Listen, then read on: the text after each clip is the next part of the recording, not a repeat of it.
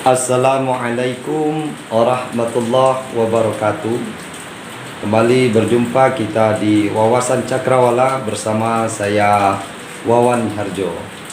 Kali ini kita akan membahas apa bahaya sifat sombong di dalam kehidupan. Ini kita tinjau dari sisi kehidupan ini. Penyakit sombong memang dekat kepada orang-orang yang memiliki kelebihan.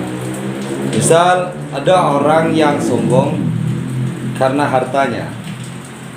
Dia berharta, maka dia menjadikan segala sesuatu dengan mengukur dengan hartanya, sehingga orang-orang lain akan direndahkannya dengan hartanya.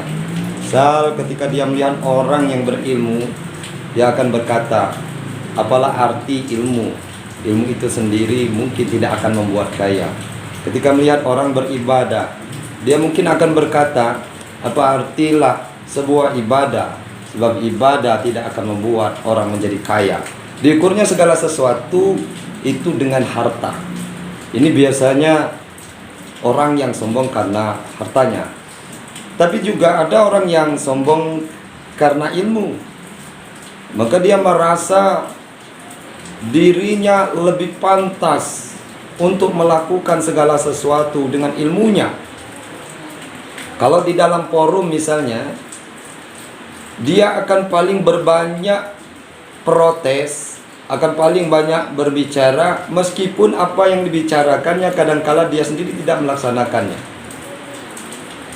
Pokoknya kata-kata yang akan keluar jika aku, kalau aku, intinya akunya itu harus keluar, menunjukkan kalau dia berilmu. Ini biasanya menjangkiti orang-orang yang berilmu. Ada pula yang seperti disebutkan Imam Ghazali, orang yang sombong karena keturunan, karena orang tuanya, karena nenek moyangnya, karena anaknya, semuanya dibangga-banggakan. Kalau dalam masyarakat misalnya, jika karena bukan orang tuaku mungkin masjid ini belum jadi, karena yang mewakafkan masjid ini dulu, tanam masjid ini adalah orang tuaku. Kalau bukan orang tuaku mungkin masjid ini belum jadi. Kalau bukan karena kakekku mungkin jalan ini belum ada, karena yang mewakafkan jalan ini dulu, tanah jalan ini dulu ada kakekku. Terus itu diungkit-ungkit di masyarakat, ingin menunjukkan bahwa keluarganya paling berjasa, sehingga dia seakan merasa berhak mengatur masyarakat yang ada, ingin menguasai masyarakat. Ketika ada orang yang ingin berbuat lebih dari dia, dia akan jatuhkan seakan-akan itu karena dirinya. Ini biasanya menjangkiti orang-orang yang sombong karena ilmu. Tetapi demikian juga, sombong juga menjangkiti orang-orang yang justru tidak punya kelebihan. Orang yang menurut kita seharusnya dia tidak sombong, justru juga melakukan kesombongan. Misal orangnya tidak kaya, berilmu pun tidak, keturunannya pun bukan keturunan baik-baik, yang bukan keturunan yang memiliki jasa kepada masyarakat. Kemudian dia sombong tanpa semua ada kelebihan itu. Nah, ini yang paling berbahaya, dan yang ini yang paling banyak terjadi dalam masyarakat. Bagaimana orang yang seperti ini? Pertama, dia akan merendahkan orang lain. Direndahkannya orang lain. Jika orang menyampaikan kebenaran, dia rendahkan kebenaran yang orang sampaikan. Pandangannya sangat subjektif. Dia hanya pandai melihat kelemahan orang lain. Ketika dia mau melihat orang lain, dia akan melihat kelemahannya, tidak akan pernah melihat kelebihannya. Ini orang yang sombong meskipun dia tidak punya kelebihan. Kalau kita cerita tentang seseorang, misalkan tentang ibadahnya, tentang ilmu seseorang kepada dia, dia akan mencari celah kelemahan orang tersebut. Dia akan lihat keluarganya, dia akan lihat bagaimana di tempat kerjanya. Pokoknya dia akan mencari celah apa kekurangan orang tersebut, meskipun dia sendiri sebenarnya adalah orang yang kurang. Begitu bahaya penyakit sombong, sehingga kepada orang yang seharusnya rendah hati pun dia akan menjangkiti. Secara agama, dalam sebuah hadis Rasulullah Sallallahu Alaihi Wasallam mengingatkan kita, la yadkhulul jannah man kana fil qalbihi lazarratin min kibri. Tidak akan masuk surga orang yang terdapat di dalam hatinya sebesar biji zarah saja sebagai dari sifat-sifat sombong ini. Apa bahayanya bagi kehidupan? Orang yang sombong biasanya orangnya suka mengungkit. Dia berbuat baik, dia akan ungkit-ungkit kembali. Maka ini akan membakar ibadahnya, membakar amalnya. Satu. Kedua, kalau dia bekerja dalam tim, dia tidak akan bisa menghargai orang-orang di sekitarnya, timnya. Karena dia merasa dialah yang paling pantas.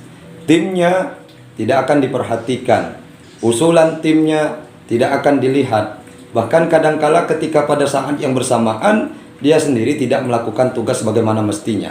Intinya dalam sebuah tim, orang yang sombong biasanya tidak bisa bekerja dalam sebuah tim. Ketika dia menjadi figur dalam suatu masyarakat, dia akan menjadi ganjalan. Kenapa? Karena dia merasa paling layak untuk melakukan sesuatu, paling pantas untuk melakukan sesuatu. Bahkan orang yang mempunyai sifat sombong ini ketika ada orang lain melakukan kebenaran, melakukan perubahan, perbaikan, walaupun itu baik, seringkali dia tidak menerima. Kenapa? Seharusnya kebaikan itu tidak berasal dari orang lain, tetapi berasal dari dirinya. Dia tidak akan membiarkan itu. Ini bahaya yang luar biasa. Maka mari kita deteksi hati kita. Jangan-jangan sombong itu ada di dalam hati kita. Bagaimana mendeteksinya? Berkacalah kita pada diri kita. Bagaimana ketika kita melihat orang lain, kelebihan orang lain terutama dulu. Bagaimana kita melihat kelebihan orang lain? Adakah di hati kita ingin mengapresiasi, ingin mencontoh, atau sebaliknya justru timbul di hati kita ketika kita melihat prestasi orang lain, malah yang nampak kekurangan-kekurangan orang lain pada sisi yang lain. Kalau ketika itu kita sudah melihat kekurangan orang lain, pada saat kita melihat kelebihannya, hati-hati. Jangan-jangan di dalam hati kita ini sudah terdapat sifat-sifat sombong itu.